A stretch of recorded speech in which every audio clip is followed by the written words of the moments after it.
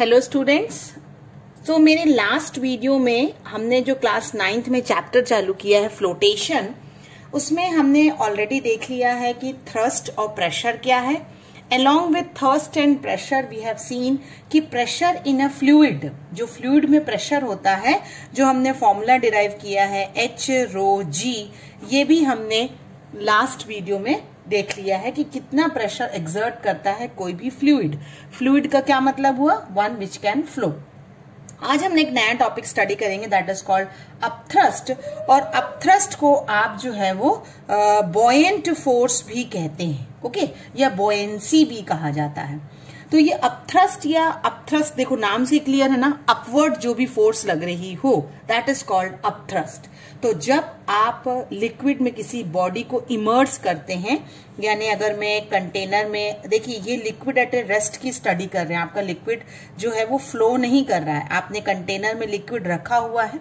अगर इसमें मैं कोई बॉडी इमर्स करती हूं तो क्या होगा? एक अपवर्ड फोर्स बॉडी पर लगेगी and that upward force exerted by liquid, liquid जो इसे अपवर्ड फोर्स देगा उसे हम कहेंगे अपथ्रस्ट। ठीक है, तो एक सिंपल डेफिनेशन क्या है? The force exerted by liquid, exerted by liquid, एक तो लिक्विड देता है और डायरेक्शन जो उसका कैसा होता है? अपवर्ड्स होता है ना, दैट इज कॉल्ड अपथ्रस्ट या बॉयंस फोर्स। अब देखिए मैंने बना ही दिया है कि ये फ्री सरफेस है हमारा लिक्विड का, यानी पानी की ऊपरी तह है, और ये जो अपर फेस है, ऊपर तरफ जो हमने एक बॉडी कंसिडर करी है वो सिलेंड्रिकल शेप की है। सपोज इसे सिलेंड्रिकल शेप दे देती हूं मैं, तो जो बॉडी का ऊपर से जो फोर्स लगेगी है ना, उसे मान लीजिए मैं कहती हूं F1, और ऊपर से कौन सी फोर्स लगती है? F1। जो अपर फेस पर है वो वर्टिकली डाउनवर्ड, उसमें जो फोर्स लगेगी due to gravity that is upward, और जितनी फोर्स लगेगी उतनी ही अपथ्रस्ट लग रही है दैट इज F2। अगर मैंने इस सिलेंडर की हाइट जो है वो H ले रखी है, ठीक है, तो कंसिडरेशन बहुत ही सिंपल है। जो F1 फोर्स है वो मेरी कैसी है? अपवर्ड है।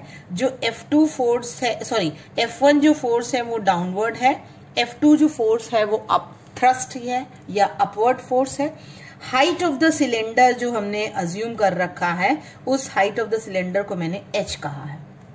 अब मैं कह रही हूं कि ये जो अपर फेस है और ये लोअर फेस है सिलेंडर का, अपर फेस की दूरी आप अज्यूम करिए H1, कहां से? From the free surface of liquid, ठीक है, और जो लोअर फेस है उसकी दूरी आप अज्यूम करिए H2, कहां से? फ्री सरफेस ऑफ लिक्विड से। तो H1 क्या हो गया? H1 को मैं कह रही हूं इट इज द डेप्थ, और ये डेप्थ हम कहां से मेजर कर रहे हैं? Depth of the upper face from free surface. इस फ्री सरफेस से जो हमारा अपवर्ड ऊपर वाला फेस है वो H1 डेप्थ पर है। तो H2 क्या मैं करूंगी? It is also depth, depth of your lower face, इसे आप लोअर फेस कहेंगे, और कहां से है? From the free surface of liquid. Free surface मतलब जहां तक आपका लिक्विड भरा हुआ है, ठीक है। अब मैंने कहा F1 जो फोर्स है वो डाउनवर्ड लग रही है, तो आप जानते हैं कि फोर्स और प्रेशर में कौन सा फॉर्मूला हमने पढ़ रखा है? एक ही फॉर्मूला पढ़ा है, that is pressure is P1 and area is A। Suppose ये कौन सा फॉर्मूला है? Pressure is force upon area, ठीक है। और अभी मैंने आपको फॉर्मूला लिख के बताया था कि P is H rho G, तो H1 rho G is your pressure. Agreed. तो F1 का फॉर्मूला क्या आ जाएगा? What will be the formula for F1? H1 rho GA। This will be my force which is acting vertically downward, ठीक है। क्योंकि मास हम ऑलरेडी जो है वो रिप्लेस कर चुके हैं इस फॉर्मूले में, इसलिए डायरेक्ट मैंने कह दिया है कि H1 रो G। ये पढ़ने के लिए आप मेरा लास्ट वीडियो देखिए जिसमें हमने मास को कहा है AH रो, करेक्ट। अब सिमिलरली का मतलब होता है वैसे ही, तो जितनी फोर्स डाउनवर्ड लग रही है उतनी ही फोर्स अपवर्ड लगेगी। H1 की जगह मैं कह दूंगी H2। डेंसिटी मेरी लिक्विड की बदली नहीं है, ग्रेविटी बदलती नहीं है, area of the cylinder is also same, but ये अपवर्ड हो गया। सिमिलरली का मतलब वैसे ही होता है, तो जैसे डाउनवर्ड फोर्स F1 है वैसे ही F2 है। So what will be the net force? Net force ये आप अच्छे से जानते हैं कि जब भी दो वेक्टर क्वांटिटी अपोजिट डायरेक्शन में लगती हैं तो हमें उनका डिफरेंस देखना पड़ता है, ठीक है। तो हम कहेंगे कि F2 minus F1 is my net force which is vertically upward. Net force भी कहां लग रही है? वर्टिकली अपवर्ड लग रही है, क्योंकि वो उसमें इमर्स्ड है, सिंक नहीं है। अगर वो पूरा नीचे बैठ गया होता तो आपकी अपवर्ड फोर्स ज्यादा होती, लेकिन इमर्स्ड इन द वाटर है, इसलिए आपकी वो फोर्स कैसी है? वो जो आपकी फोर्स है वो वर्टिकली अपवर्ड डायरेक्शन में लगेगी, इसलिए मैंने F2 माइनस F1 किया है। वैल्यू पुटअप कर सकती हूँ, सारे टर्म कांस्टेंट है। H2 रो जी ए माइनस H1 रो जी ए, अगर मैं सब कॉमन ले लूं तो बचेगा H2 minus H1 and rho G is common. ये H2 minus H1 is nothing but the height of the cylinder H। आप डायग्राम में देखिए, अगर मुझे H2 माइनस H1 निकालना है तो ये हाइट ऑफ द सिलेंडर यही होगा ना, H2 minus the upper face H1।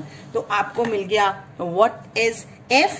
F is H rho G A. This is the force which is known as buoyant force या buoyancy या upthrust which is acting vertically upward.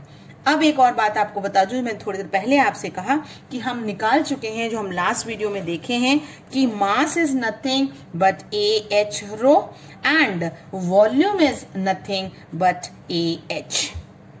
Correct, this already we have seen. तो अगर मैं volume की जगह AH करती हूं तो जो मेरी फोर्स है H रो जी ए, इसमें A और H को रिप्लेस कर दूं तो F बचेगा volume, density and the gravity.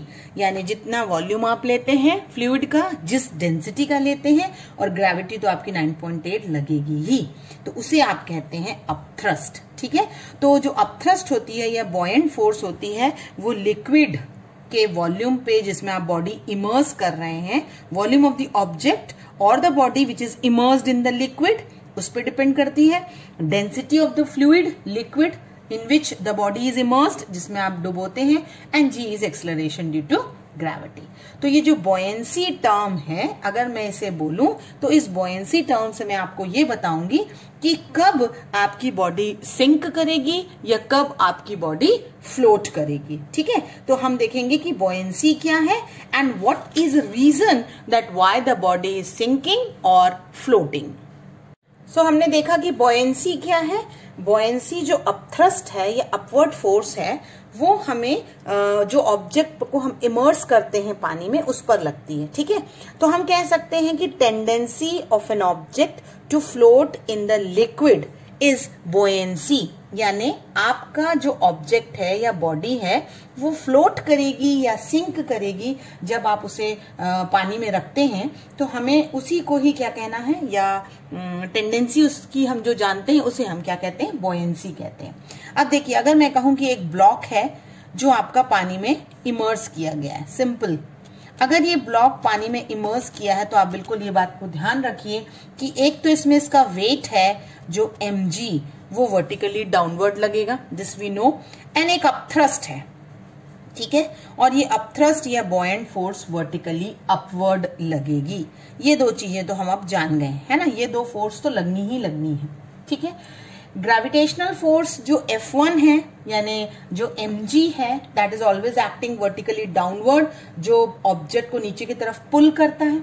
एक अपथ्रस्ट है F2 जो वर्टिकली अपवर्ड लगती है, which depends upon the density, क्योंकि हम फॉर्मूला अभी देखे हैं कि our buoyant force is rho V g. F क्या है? हमने रो वी जी ये ऑलरेडी पढ़ रखा है, करेक्ट। अब हम कहेंगे कि कैसे ऑब्जेक्ट जो होता है वो फ्लोट या सिंक करता है। तो सबसे पहला केस अगर मैं आपको कहूं कि weight of the object is greater then the buoyant force, यानी पहला रहेगा कि वेट यानी जो F1 है वो F2 से ज्यादा है। बहुत सिंपल सी चीज है ना, वेट अगर ज्यादा है तो डेफिनेटली आपकी बॉयंसी यानी अपथ्रस्ट कम है और बॉडी जो है वो सिंक करेगी, है ना, यानी W is greater then your buoyant force, या आप इसे अपथ्रस्ट भी कह सकते हैं। तो इस केस में जो आपकी बॉडी होती है वो क्या करती है? सिंक करती है। अब अगर आपने कहा है कि W is greater then upthrust और मैं कहूं कि जो डेंसिटी है, density of your object is sigma, sigma मैं कह रही हूं डेंसिटी ऑफ ऑब्जेक्ट या ब्लॉक, जो भी आपने किया है, एंड रो मैंने कह रखी है it's a density of your liquid या फ्लूइड। तो आपने कहा कि जो W है that is also nothing but force, तो मैं कह सकती हूं कि जो V रो G फॉर्मूला है ना, ये V रो G, यही फॉर्मूला क्या बन जाएगा, V सिग्मा G बन जाएगा। This is a weight and this will be greater than V rho G। Agreed. इसका मतलब sigma is greater than rho, क्योंकि दोनों वॉल्यूम है, दोनों डेंसिटी है। तो क्या मतलब हुआ कि density of object is greater than density of liquid, then the body will sink.